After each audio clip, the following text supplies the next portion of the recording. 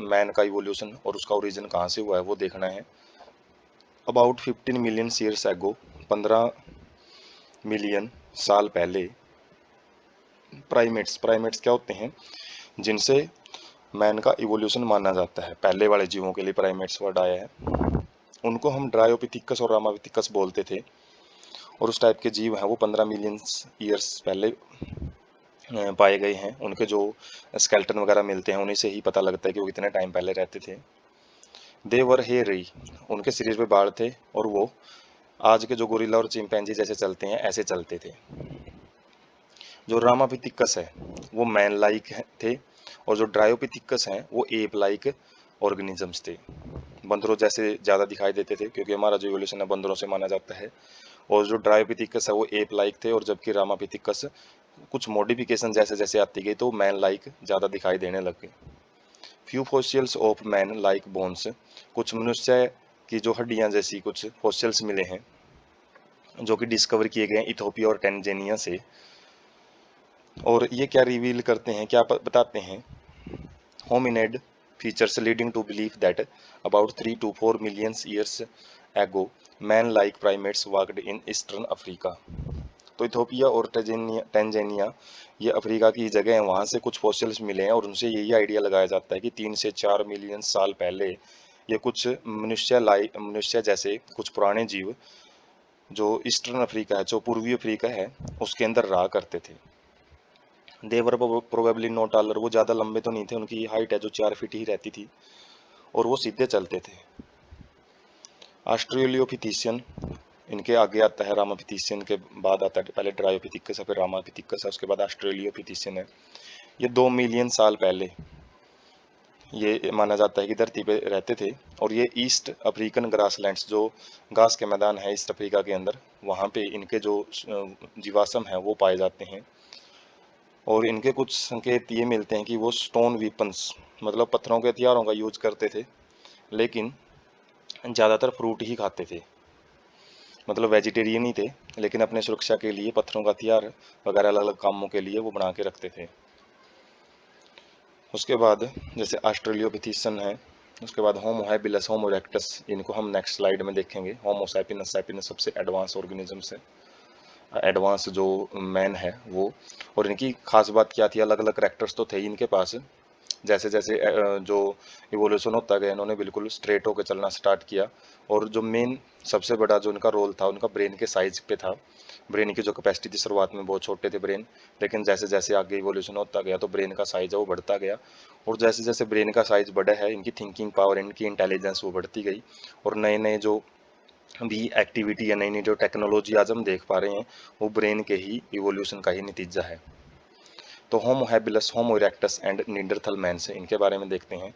जो Homo habilis हैं, some of bones discovered were different, called first human like being hominid.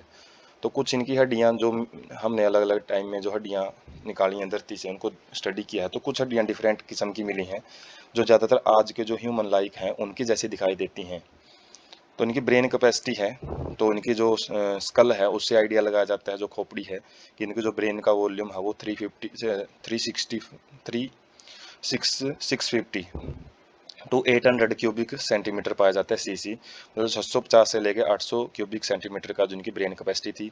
और ये mainly जो मीट है वो नहीं खाते थे, डिड नॉट ईट, मतलब जो इनकी जो कुछ फूड हैबिट से, मतलब उस टाइम के जो कुछ जो इनके आसपास जीवाश्मों के आसपास कुछ हिंट मिलते हैं जिससे पता लगता है कि वो मीट वगैरह नहीं खाते थे।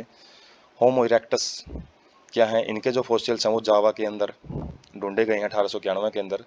और क्या पता लगता है उससे कि ये 1.5 मिलियन साल पहले रहा करते थे जो लाइफ के ऊपर, अर्थ के ऊपर। Had a large brain around 900 cubic centimetre, तो इनका जो ब्रेन है वो लगभग 900 क्यूबिक सेंटीमीटर का पाया जाता है। और ये जो मीट खाते थे, माना जाता है कि ये मीट खाने वाले जो ह्यूमनिड है, जो इवोल्यूशन है मीट खाने का, वो होमो इरेक्टस से आया है। उसके बाद निएंडरथल्स मैन, इनका जो ब्रेन साइज है वो लगभग 1400 क्यूबिक सेंटीमीटर तक चला गया था।